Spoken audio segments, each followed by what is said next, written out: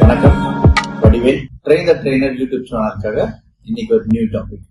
இன்னைக்கு என்ன பார்க்க போறோம் அப்படின்னா, நிறைய கிளைம்ஸ் எல்லாம் வந்து என்கிட்ட பணம் இருக்கு, எப்படி இன்வெஸ்ட்மெண்ட் பண்ணணும், என்னெல்லாம் ஆப்பர்ச்சுனிட்டி இருக்கு, அது கொஞ்சம் எனக்கு சொல்லுங்க அப்படின்னு கேட்டதுனால ஒரு 15 பாயிண்ட்ஸ் எடுத்துருக்கேன். 15 பாயிண்ட்ஸ் ஒன் பை ஒன்னா சொல்லிடுறேன். உங்களுக்கு யாராருக்கு இது யூஸ் ஆகுமோ அது யூஸ் பண்ணிக்கோங்க. சப்போஸ் இதை பத்தி எனக்கு டீட்டெயிலா வேணும் அப்படின்னு சொன்னாலும் இதை பத்தி ஒவ்வொரு டாபிக்கான வீடியோவை வந்து செப்பரேட்டா ரெடி பண்ணி உங்களுக்கு அனுப்புறேன். ஃபர்ஸ்ட் பாயிண்ட் வந்து சேவிங்ஸ் அக்கௌண்ட். நீங்க கையில கேஷ் வச்சுட்டு இருக்கீங்க அப்படின்னா அதை கொண்டு நீங்க பேங்க்ல போட்டீங்கன்னா குறைஞ்சபட்சம் 3% உங்களுக்கு இன்ட்ரெஸ்ட் வரும். அதனால அதை நீங்க யூஸ் பண்ணிக்கலாம். Next fixed deposit. நீங்க பேங்க்ல பணம் வச்சிருக்கீங்க, ரொம்ப நாளைக்கு தேவையில்லை அப்படின்னா நீங்க அதையே எஃப்டியா கன்வெர்ட் பண்ணனா உங்களுக்கு வந்து ஒரு 5 to 6% வரைக்கும் வரும். அதே அப்பா அம்மா இருக்காங்க, தாத்தா பாட்டி இருக்காங்க, அவங்க பேர்ல டெபாசிட் பண்ணீங்கன்னா சீனியர் சிட்டிசன் அப்படிங்கறதுல ஒரு 7% 8% கூட உங்களுக்கு ரிட்டர்ன் வரலாம். குறைஞ்சபட்சம் 7% கொடுக்குறாங்க, 1% ஜாஸ்தியா உங்களுக்கு வரும். ஸோ அப்ப அப்பா அம்மா பேர்ல போட்டு தாத்தா பாட்டி மேல வச்சுக்கிட்டு நீங்க வந்து நாமினியா வச்சுக்கலாம். அடுத்தது ரெக்கரிங் டெபாசிட். மாசம் சம்பளம் வாங்குறீங்களா, ஒரு அமௌண்ட் 1000 2000 ரெக்கரிங் டெபாசிட் மாதிரி போட்டுட்டே வந்தீங்கன்னா சத்தம் இல்லாம 2 வருஷம் 3 வருஷம் பெரிய அமௌண்டா வந்து சேரும். இன்னொன்னு, மியூச்சுவல் ஃபண்ட் யாராருக்கும் நாலேஜ் இருக்கோ அவங்க மியூச்சுவல் ஃபண்ட்ல போடலாம். மியூச்சுவல் ஃபண்ட்ல நிறைய இருக்கு, ஈக்விட்டி ஃபண்ட் இருக்கு, டெட் ஃபண்ட் இருக்கு. உங்களுக்கு ரிஸ்க் எடுக்க தயாரா இருந்தீங்கன்னா, யங்ஸ்டர்ஸா இருந்தீங்கன்னா high risk high return, moderate risk moderate return, low risk low return, உங்களுக்கு எப்படி வேணுமோ நீங்க அப்படி எடுத்துக்கலாம். அதே மாதிரி இன்வெஸ்ட்மெண்ட் ஷேர் பத்தி யாரெல்லாம் தெரியுமோ நீங்க அதுல கொஞ்சம் கொஞ்சமா இன்வெஸ்ட் பண்ணணும். எப்போதும் எல்லா பணத்தையும் ஒரே இதுல இன்வெஸ்ட் பண்ணிடக்கூடாது. இன்வெஸ்ட்மெண்ட் வேரியஸ் ஹெட்ஸ்ல இருக்கணும். நான் சொல்றது 15 ஹெட்ஸ்ல ஒவ்வொன்று நீங்க அதை போட்டு வச்சுக்கிட்டீங்கன்னா ஒரு இதுல பிரச்சனை நடந்தா கூட இன்னொன்னு உங்களுக்கு கை கொடுக்கும். எப்பப்பெல்லாம் நல்ல கம்பெனியோட ஷேர் இருக்கோ நீங்க அதெல்லாம் வாங்கி வைக்கலாம். 1000 rupees 2000 rupees 3000 rupees அப்படின்னு சின்ன சின்ன அமௌண்ட்டே நீங்க இன்வெஸ்ட் பண்ணலாம். எடுத்தா நான் லேக்ஸ்ல போடணும், க்ரோஸ்ல போடணும் அப்படின்னா இல்ல.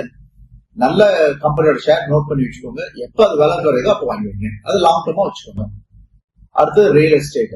ரியல் எஸ்டேட் மெயின் சிட்டிக்குள்ள எல்லாம் இடம் வாங்க முடியாது, பிளாட் வாங்க முடியாது. அவுட்ஸ்கர்ட்டுக்கு போகலாம், அக்ரிகல்ச்சர் லேண்ட் வாங்கலாம், இல்ல ஸ்மால் கன்ஸ்ட்ரக்ஷன் லேண்ட் வாங்கலாம்.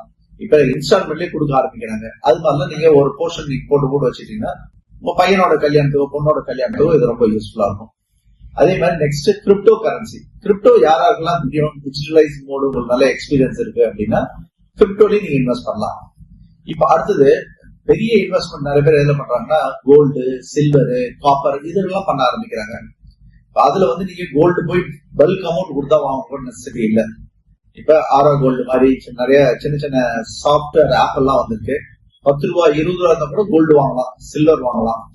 அதை விட பெரிய இன்வெஸ்ட்மெண்ட் காப்பர், பித்தல் இதெல்லாம் வாங்கி வைக்க ஆரம்பிக்கிறாங்க. ஏன்னா ஃபியூச்சர்ல ரேட் ஏறுது அப்படின்னு சொல்லி. நெக்ஸ்ட் கவர்மெண்ட் பாண்ட்ஸ்ல நீங்க வந்து இன்வெஸ்ட் பண்ணா உங்களுக்கு நிறைய இன்கம் வரதுக்கு பாசிபிலிட்டிஸ் இருக்கு.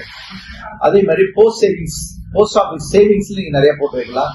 அதுவும் கேர்ள் சைல்டா இருந்ததுன்னா நிறைய இன்கம் டாக்ஸ் பெனிஃபிட்டோடய வருது, அதை நீங்க பிளான் பண்ணலாம். இதே நீங்க எம்ப்ளாயியா இருக்கீங்க, கம்பெனில வேலை பண்ணிட்டு இருக்கீங்க, மாசமான சேலரி வருது அப்படின்னா நீங்க பிபிஎஃப்ல அடிஷனலா இன்வெஸ்ட் பண்ணி வைக்கலாம். அது மட்டும் இல்லாம நெக்ஸ்ட் என்பிஎஸ்ல நீங்க போடலாம். அதுவும் ஒரு வருஷத்துக்கு இவ்வளவுதான் போடணும் லிமிட் இருக்கு, அதுக்குள்ள நீங்க போட்டு வச்சுக்கிறது நல்லது.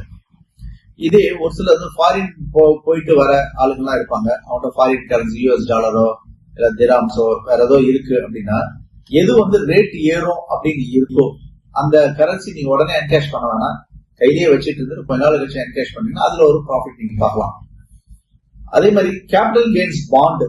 அதாவது நீங்க லேண்ட் வச்சிருக்கீங்க, இல்ல கேபிட்டல் அசெட் எதாவது வச்சிருக்கீங்க, நீங்க அதை வித்துட்டீங்க அப்படின்னா அதுக்கு உண்டான டாக்ஸ் கட்டாம இருக்கிறதுக்கு என்ன டாக்ஸ் அமௌண்ட் வருதோ அதுக்கு நீங்க ஆர்இசி பாண்ட் வாங்கிட்டீங்கன்னா அந்த டாக்ஸும் உங்களுக்கு வராது, கட்டவும் தேவையில்லை.